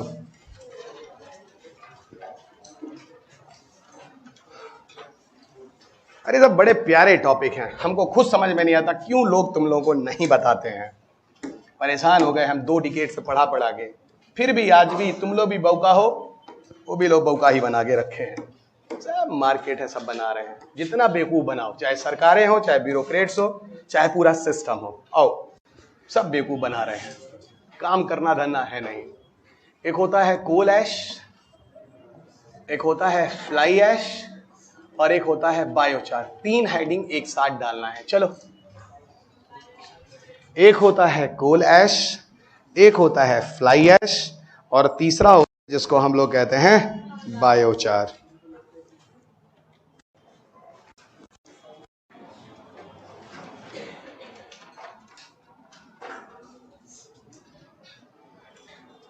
ठीक है, ये 3 चीजें हैं जो यहां जाननी है। समझाता हूं ये तीनों चीजें क्या हैं। देखो बच्चों, जब कोल जलता है ना, कोल जलता है तो कोल के जलने के बाद कोल ऐश आता है। और कैसे कोल ऐश आता है ये हम आपको कोल में बताए थे। अच्छे तरीके से जलता है तो कोल ऐश कम आता है, और गंदे तरीके से जलता है तो कोल ऐश ज्यादा आता है।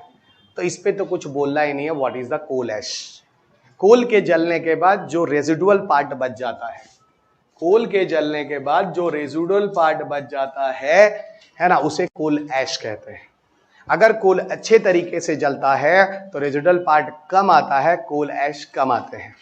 और अगर गंदे तरीके से जलता है तो कोल ऐश ज्यादा आते हैं। तो कोल ऐश क्या है ये तो आप पहले ही से समझ गए, ठीक है ना। After burning of coal those residual material left is called coal ash, ठीक है ना। After burning of coal those residual material left is called as coal ash. ये हो गया पहली लाइन, ठीक है ना। तो आफ्टर बर्निंग ऑफ कोल है ना, कोल के जलने के बाद, after burning of coal those residual material left, उसी रेजिडुअल मटेरियल को हम लोग क्या कहते हैं, कोल ऐश, ठीक है। और कोल ऐश किसके पे डिपेंड करता है ये भी मैंने आपको बता दिया, फ्यूल के जलने की प्रॉपर्टी पर, ठीक है ना, फ्यूल के जलने की प्रॉपर्टी पर। यहीं पे एक चीज और समझो, जानते हो यूपीएससी में 2020 के प्रीलिम्स में क्वेश्चन इन्होंने दिया, यूपीएससी ने क्या दिया, इन्होंने कहा कि कोल ऐश जो होता है उसमें हैवी मेटल्स पाए जाते हैं। एकदम सही था, coal ash may have a presence of heavy metals.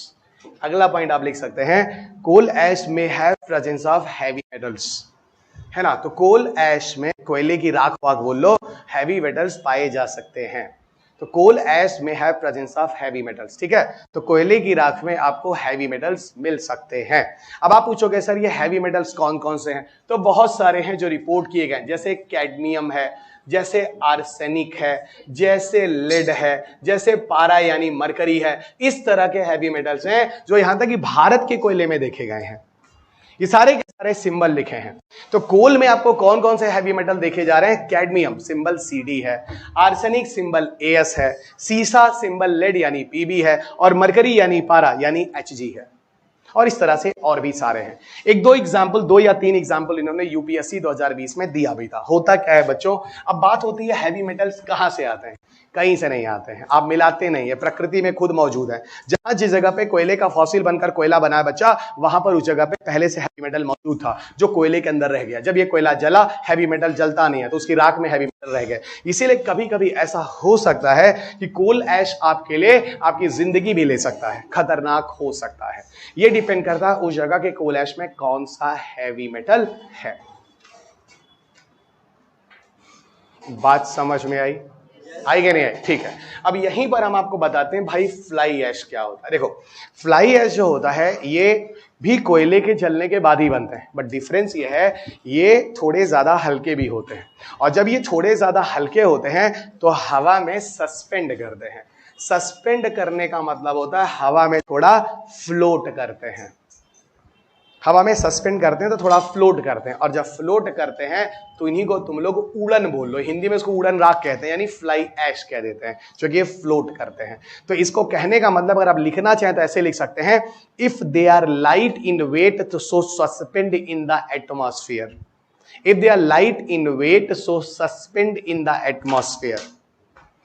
Okay, if they are light in weight so suspend in the atmosphere, है ना। अगर ये वेट में हल्के हैं तो हवा में उड़ते हैं। और एक बात बताऊं, कोल ऐश और फ्लाई ऐश के कंपोजिशन में एलिमेंट्स और गैसेस थोड़े अलग होते हैं, मैं आपको पहले बता दूं, ठीक है ना। आप लोग जब इन्वायरमेंट में पढ़ोगे तो एक कंसेप्ट आएगा ब्लैक कार्बन, एक कंसेप्ट आएगा ब्राउन कार्बन, और आपके पेपर है ब्लू कार्बन 2021 के पीटी में था। अब वो आप देखिएगा ब्लैक, ब्राउन, ब्लू और ग्रीन पोल्यूशन वाले चैप्टर में बहुत बढ़िया मैंने लिखा है आपके इन्वायरमेंट की बुक में, ठीक है। अब देखो यहाँ पे ब्लैक कार्बन और ब्राउन कार्बन में डिफरेंस होता है। जैसे कोई फ्यूल विल जलता है, इस तरह की चीजें होती है तो वहां ब्लैक कार्बन होता है, और कोई लकड़ियां वकड़ियां इस तरह की चीज जलती है तो वहां पे ब्राउन कार्बन होता है। ये डिपेंड करता है किस तरह के नेचर का फ्यूल जल रहा है। ये फिलहाल पोल्यूशन, हम इसको बच के निकलते हैं, ठीक है। मैं यहाँ पे सिर्फ ये बताना चाह रहा हूं कि जो भी चीज हल्की है और हवा में सस्पेंड करती है वो फ्लाई ऐश है, ठीक है। फ्लाई ऐश की दो चीजें हैं यहां पे, एक तो हम लोग बात करेंगे फ्लाई ऐश का डिसएडवांटेज क्या है, और फिर बात करेंगे भैया फ्लाई ऐश का एडवांटेज क्या है। तो फ्लाई ऐश के पहले डिसएडवांटेज पे आते हैं। दो डिसएडवांटेजेस हैं, लिखिएगा। पहला हम लोग फ्लाई ऐश के डिसएडवांटेज पे आते हैं। फ्लाई ऐश 2015 के प्रीलिम्स में पूछा गया है, लिख लेना, 2015 के प्रीलिम्स में फ्लाई ऐश पूछा गया है।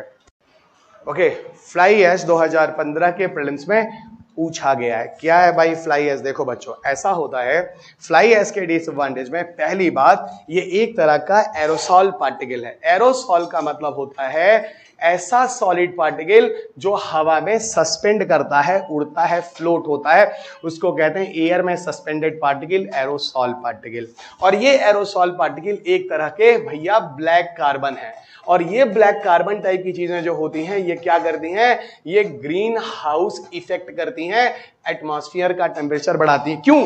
क्योंकि ये इंफ्रारेड लाइट को ट्रैप करती हैं। ये भी क्वेश्चन यूपीएससी में पूछा था।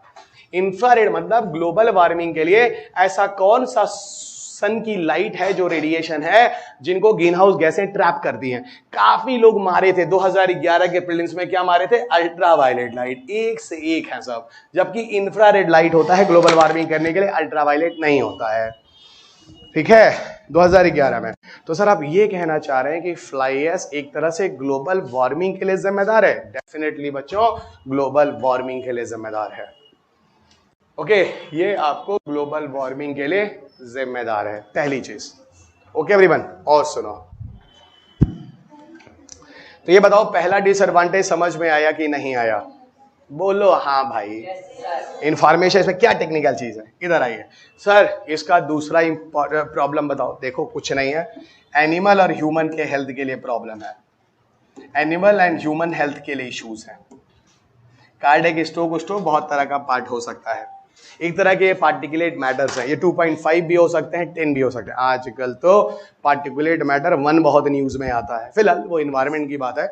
और इन्वायरमेंट की जो नई एडिशन की किताब है, 3rd वाली जो आजकल आ गई है ना, आप लोगों को दी भी गई है, उस वाली किताब में सारी चीजें मैंने लिखी हैं, PM1 के बारे में भी, जो तुम लोग नहीं पढ़ोगे मुझे पता है। अभी नहीं मिला है तो कोई बात नहीं, वो मिलेगा। ओके, मार्केट में मेरी 3rd एडिशन की बुक इन्वायरमेंट की आ गई है। ओके, घबराओ नहीं। तुम लोग ऑथर से पढ़ रहे हो, जैसे लक्ष्मीकांत सर हैं, उनकी क्लास जैसे सुनो तो उन्हीं के किताबा है, उन्हीं का टीचरे हैं, तो थोड़ा इज्जत किया करो यार, ठीक है नहीं? हाँ, वो तो हम ऐसे लोकल टाइप का लगते हैं क्योंकि हम है भी लोकल, है ना? हाँ, वो है भी इसलिए थोड़ा, लेकिन सुनो थोड़ा इज्जत कर दिया करो, बाहर थोड़ा लोगों को लगता है थोड़ा स्टैंडर्ड टीचर है। हाँ, तो करो, दिया करो, ठीक है। चलो, वैसे सुनो, ज्यादा करने की जरूरत नहीं है, दूसरे के सामने किया करो, बाकी पर्सनल हम लोग एक ही हैं। क्या बाहर नौटंकी करो, थोड़ा ये देखो थोड़ा महंगा महंगा जूता उता क्यों पहनते हैं, बाहर वालों को लगे थोड़ा अच्छा पैसा कमाते हैं, जैसे इज्जत नहीं करते हैं सब, भिखारी है क्या ये, ऐसे सोच लेते हैं सब। नहीं समझे तुम लोग? अरे बच्चा दिखाना पड़ता है, तुम लोग समझते नहीं हो। हम बहुत सादा आदमी है, हाफ पैंट पहन के टी शर्ट पहन के हम अपना कई साल गुजार चुके हैं। पढ़ाई वढ़ाई में ऐसे 2 हाफ पैंट था, 3-4 टी शर्ट था, हमारा तैयारी हो गया उसी में। तुम लोग के जमाने में ना अलमारी भरा हुआ है ना। हम लोग ऐसे ही कुर्ता दे दो, हाफ पैंट दे दो, हमारा उसी में जिंदगी गुजर जाएगा। आया यहाँ क्लास में हाफ पहन के आएंगे, अच्छा लगेगा। लुंगी पहन के धोती पहन के आ जाएंगे, तब गाँव में तो हम ऐसे ही जीते हैं। चलो इसीलिए हमको शहर भर पसंद नहीं है, घुटन वाली जीती है। चलो तो बाहर से लग रहा विदेशी आदमी है, ऐसे तो आए तो विदेश से ही है, लेकिन हमको लोकल ही ठीक लगता है। इधर आओ। हाँ कौन है? हाँ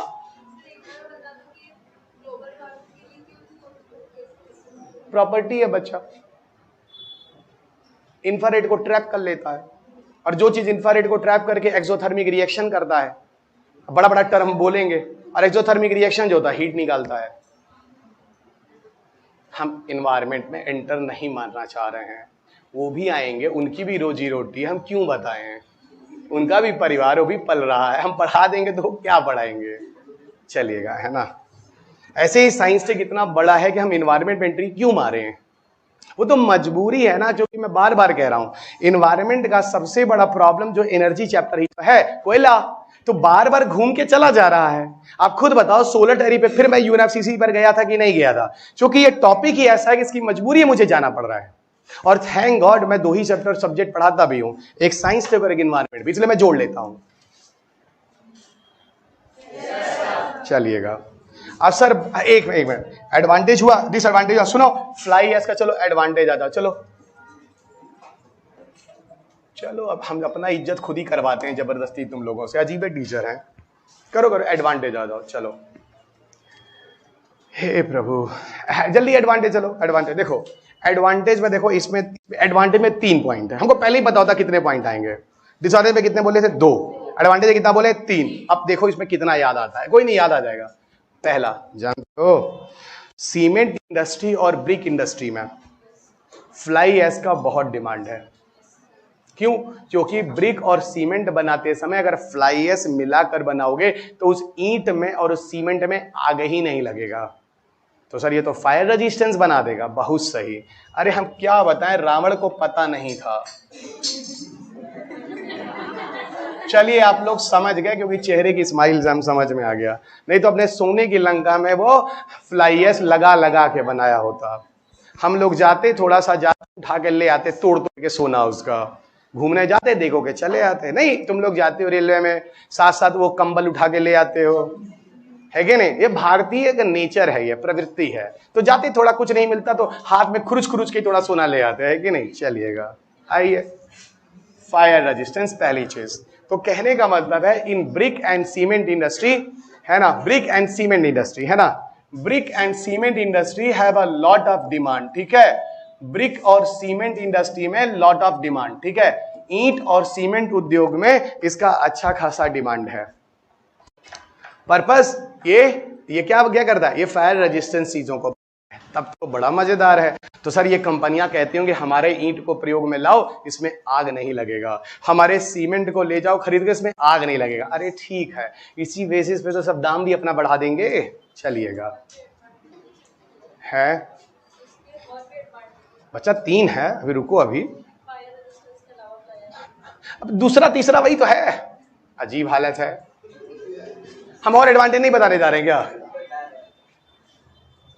तुम ठीक हो बच्चा? थक गई हमको लगा। पानी दो, पानी पिलो, पानी पिलो, थक गई है ना, पानी पिलो, है ना।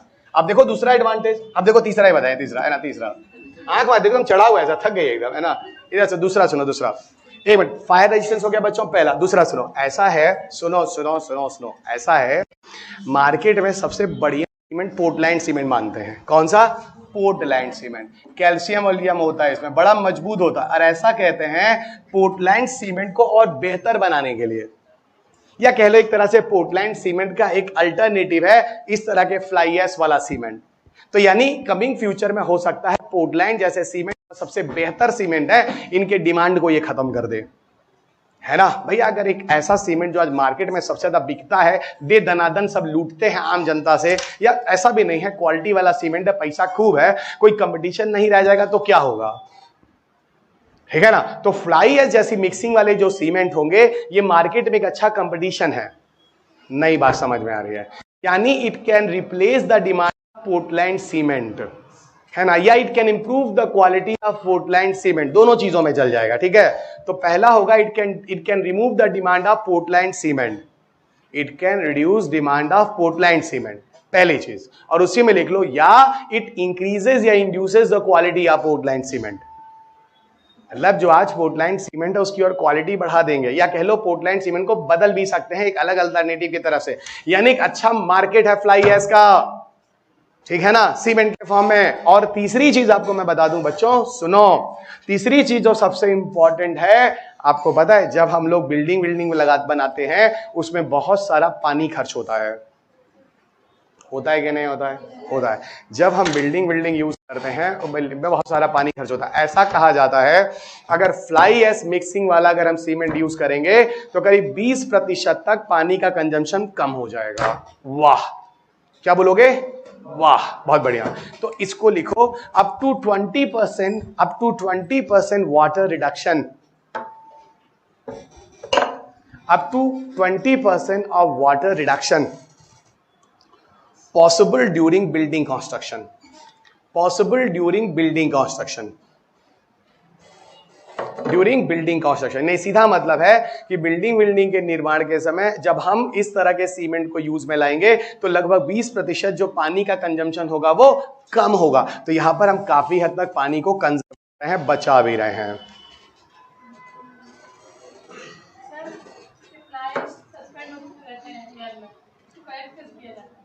उसको कलेक्ट ना करो, उसको जहां निकल रहा है कंटेनर में वहीं रहने दो, थोड़ी देर बाद उसी कंटेनर में सफेद करके बैठ जाएगा, तभी हम यूज कर पाएंगे। हवा में आ जाएगा बच्चा तो खतरा हो जाएगा। इसीलिए कोल वोल इंडस्ट्री के पास ये सारी चीजें बहुत कंट्रोल में की जाती हैं, नहीं तो हो जाएगा बवाल। Everybody clear? और इतना सारा तो फिर भी पोल्यूशन उसके बाद भी आ ही रहा है, कहां रोक पा रहे हैं, लेकिन कोशिश करते हैं ज्यादा से ज्यादा मिनिमाइज कर लें। अच्छा, जानते हो आज से कुछ साल पहले एक रिपोर्ट आया था कि भारत वो कंट्री है जहां के एरिया से सबसे ज्यादा सल्फर डाइऑक्साइड रिपोर्ट हो रहा है, यानी इंडियन कॉन्टिनेंट से सबसे ज्यादा सल्फर डाइऑक्साइड हवा में निकल रहा है।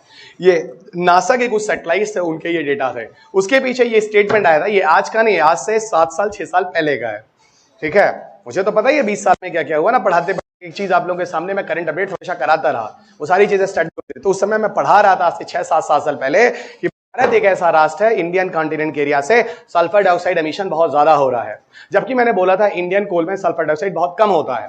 तो उस समय बच्चों ने पूछा ये तो बड़ा कॉन्ट्रीडिक्टरी आप बोल रहे हैं कि हमारे इंडियन कोल में सल्फर डाइऑक्साइड बहुत कम है, और दूसरा आप नासा का रिपोर्ट आ रहा है कि हमारे यहाँ से सल्फर डाइऑक्साइड बहुत ज्यादा निकल रहा है। हाँ, इसलिए क्योंकि हमारा जो फिल्टर है भले कम निकलता है लेकिन वो उतना अच्छा नहीं है और सल्फर डाइऑक्साइड को एटमॉस्फेयर में निकलने देता है, उस समय का रिपोर्ट। और बाकी जो कंट्री है उनमें भले सल्फर डाइऑक्साइड ज्यादा निकलता है लेकिन उनके फिल्टर टेक्नोलॉजी इतनी अच्छी है वो उसको रोक लेते हैं। क्या विचित्र है हम लोग भी, फायदा होने के बाद भी उसको हम लोग फायदा नहीं ले पा रहे हैं। चलिए, इस हिसाब से डेटा था, वो चीज आपके आज के जमाने की नहीं है, लेकिन इन्वायरमेंट में मैंने ये चीज लिखी है। India is the country, Indian continent is the areas where have a maximum amount of sulphur dioxide gas in that atmosphere. ये मैंने वो डेटा को लिखा है नासा के सैटेलाइट्स के ऑब्जर्वेशंस। उसके बाद इसमें अभी तक कोई डेटा नहीं आया, इसलिए वो कंटेंट अभी भी उस बुक के इन्वायरमेंट में लिखा गया है, मैंने हटाया नहीं है। और सल्फर डाइऑक्साइड जैसे गैस एटमॉस्फेयर का टेम्परेचर भी कम करते हैं, इसलिए वो ग्लोबल कूलिंग भी कहलाते हैं। वो मैं आपको बाद में दिखाऊंगा, जब इन्वायरमेंट कभी देखेंगे तभी। रुकिए, इधर आइए। ये बताओ, तीसरा भी हो गया कंजम्पशन ऑफ वाटर। बचा, अब देखो तुम बोल रही थी 3 हो गया ना, हाँ ये भी हो गया। वाटर का कंजम्पशन ये कम करते हैं। देखो अब हम बच गया क्या, बायोचार। चलो अगली हेडिंग डालो, बायोचार।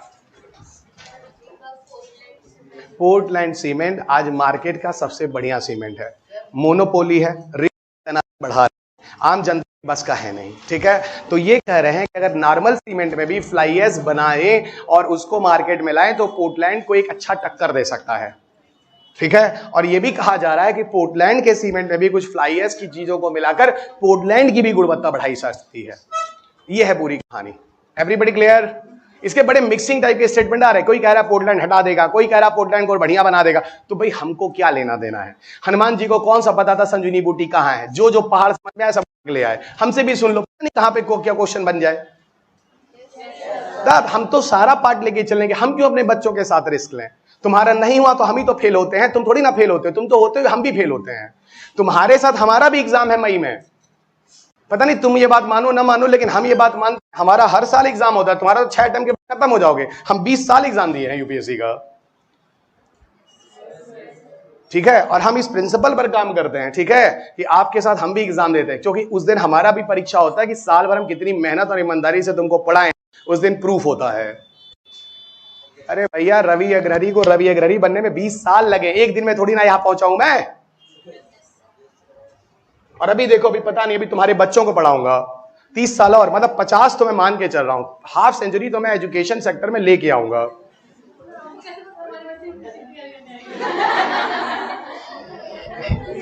बहुत बढ़िया क्वेश्चन है सर, हमको कैसे पता हमारे बच्चों को? देखो ऐसा है, जैसे मोदी जी 2050 में देश को विकसित करेंगे, वैसे ही हमको भी ले लो। बोलने में क्या जाता है? हाँ बच्चा, हाँ रेक्टिफायर, इंसुलेशन में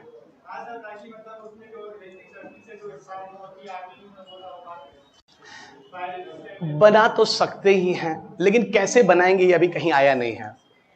बना तो बहुत कुछ सकते हैं, लेकिन अभी ऐसा कुछ आया नहीं है, ठीक है।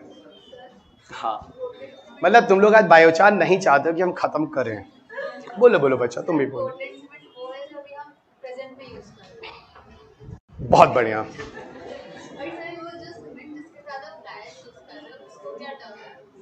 Normal cement.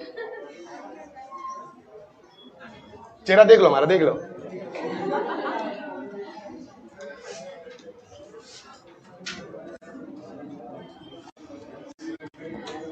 देखो, पहले तो बायोचार में एक बात सुनो। बायोचार है क्या? सर कुछ नहीं, बायोमास गैसिफिकेशन के प्रोसेस में जो बीच में बाई प्रोडक्ट बना था वो बायोचार है। अरे इससे ज्यादा आसान क्या हो सकता है जो तुम प्रैक्टिकली देखे हो? तो लिख लो, it is a by product of biomass gasification process. It is by product of biomass gasification process. ये बायोमास गैसीकरण प्रक्रिया का एक बाई प्रोडक्ट है ना। It is a by product of biomass gasification process, ठीक है। ये बायोमास गैसिफिकेशन प्रोसेस का एक बाई प्रोडक्ट है। Okay, so it is a by product of biomass gasification process. बहुत बढ़िया। असल में क्या है, बायोचार के बारे में 3 बातें करनी। और सुनो, ये क्वेश्चन भी 2020 में। अब तुम एक बात बताओ, बायोमास गैसिफिकेशन 2012-13 प्री, पायरोलिसिस 2019, कोल एस 2020, बायोचार 2020, ये सारे टॉपिक एक ही टॉपिक से लेफ्ट राइट है कि नहीं है? तो अगर कोई बोले 2012-13 का करंट अफेयर्स है, 20 में भी, 19 में भी, एक आध साल और 16 में भी है, तो ये झूठ बोलता है कि नहीं बोलता है? तो फिर मार्केट में आप लोगों को क्या किया जा रहा है? गुमराह किया जा रहा है। क्यों? नहीं, ताकि उनका धंधा चमकता रहे। और हमको क्यों आगे लोग नहीं बढ़ने दिए आज तक, समझ में आया? क्योंकि हम बढ़ना ही नहीं चाहे। चलेगा, क्योंकि हम झूठ नहीं बोल पाते हैं ना। मत पढ़ो आईएएस बन जाओ, चले जाओ, हमको बोलना नहीं पड़ना पड़ेगा आईएएस बनने के लिए। चलिए, इसीलिए हमारे बच्चे ही हमको फॉलो नहीं करते यूट्यूब पे। आओ, क्योंकि हम झूठ नहीं बोल पाते हैं ना। ये सुनना चाहते हैं 10 मिनट में आईएएस क्लियर हो जाए, हम कहते हैं भाई 8-8 घंटे पढ़ने पड़ते हैं। कोई सुनना ही नहीं चाहता है। इसका सीधा मतलब है कि नई जनरेशन पढ़ना ही नहीं चाहती है।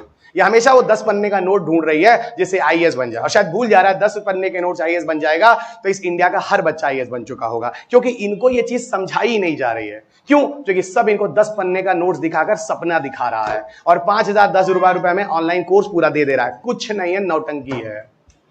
इधर आइएगा। पहला, biochar is the richer source of nitrogen and phosphorus compound. पहला चीज हो गया, biochar is the richest source of nitrogen and phosphorus compound.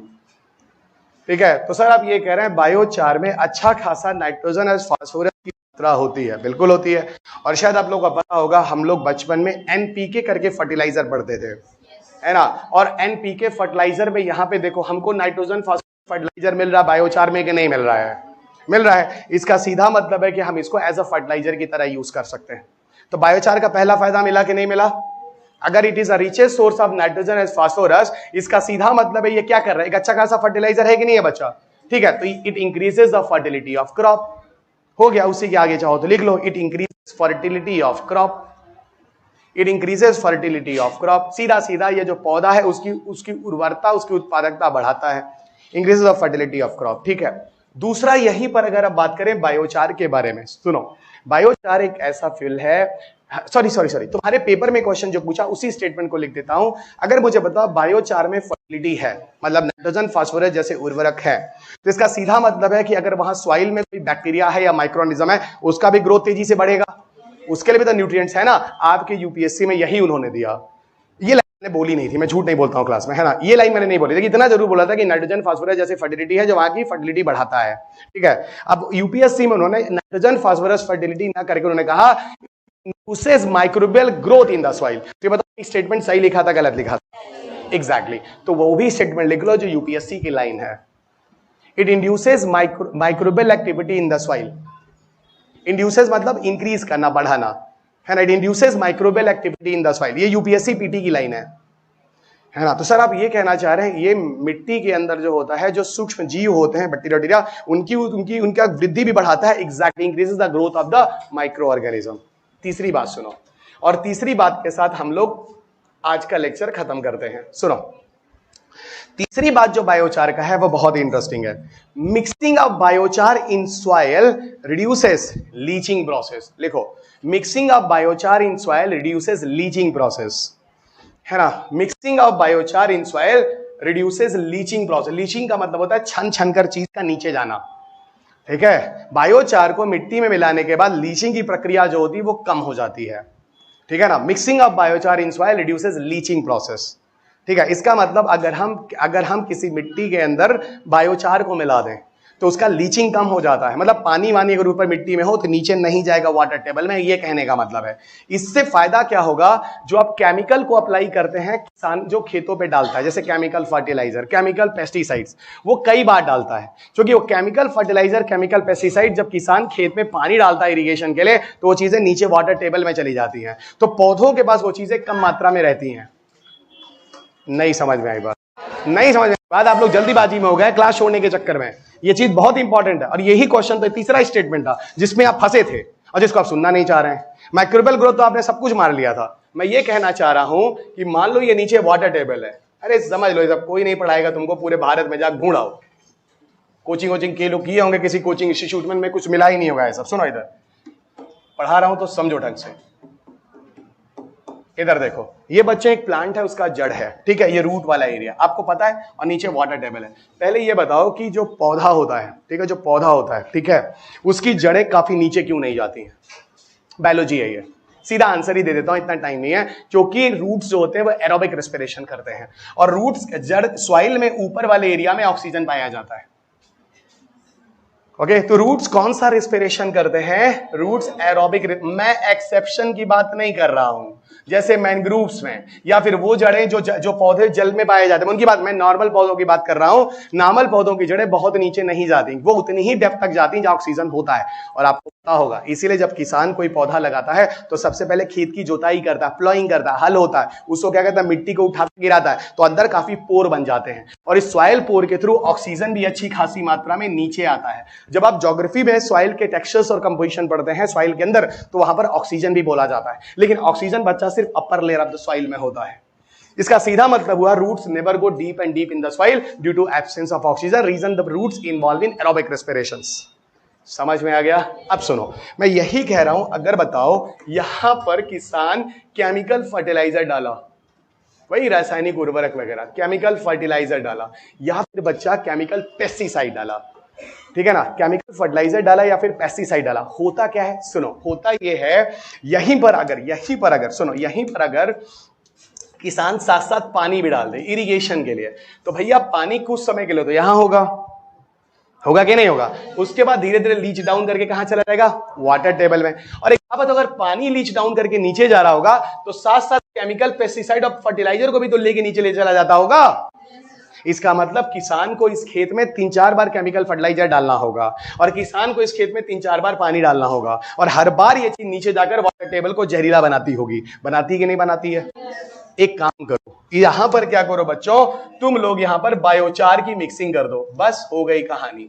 तो सर आप कहना क्या चाह रहे हैं? मैंने बोला अगर आप बायोचार की मिक्सिंग कर दोगे तो अब यहां पर जो वाटर होगा वो होल्ड हो जाएगा। इसका मतलब अब वाटर नीचे नहीं जाएगा, मेरा चेहरा देखो, और अगर वाटर नीचे नहीं जाएगा इसका सीधा मतलब है यहां पानी काफी देर के लिए रुकेगा और एक ही 2 बार के इरिगेशन में, एक ही 2 बार के फर्टिलाइजर में पौधा दे दनादन मोटा होकर अच्छी प्रोडक्टिविटी कर देगा और नीचे वाटर टेबल भी नुकसान नहीं होने पाएगा। ये यूपीएससी का अगला स्टेटमेंट था।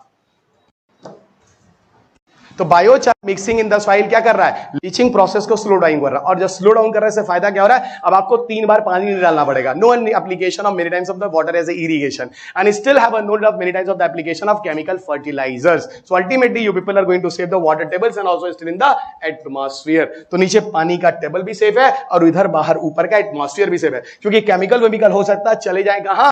किसी नदी, तालाब, झील में और वहां मछलियों को मार दें और मछलियों के अंदर से होकर आपके अंदर चले आए, जिसको हम लोग आगे इन्वायरमेंट में बायोलॉजिकल मैग्निफिकेशन और फूड चेन जो बोलते हो। नहीं समझ में आया? टॉपिक मजेदार है, पूरा 1.5 लाख रुपया तर गया तुम्हारा, बहुत बढ़िया।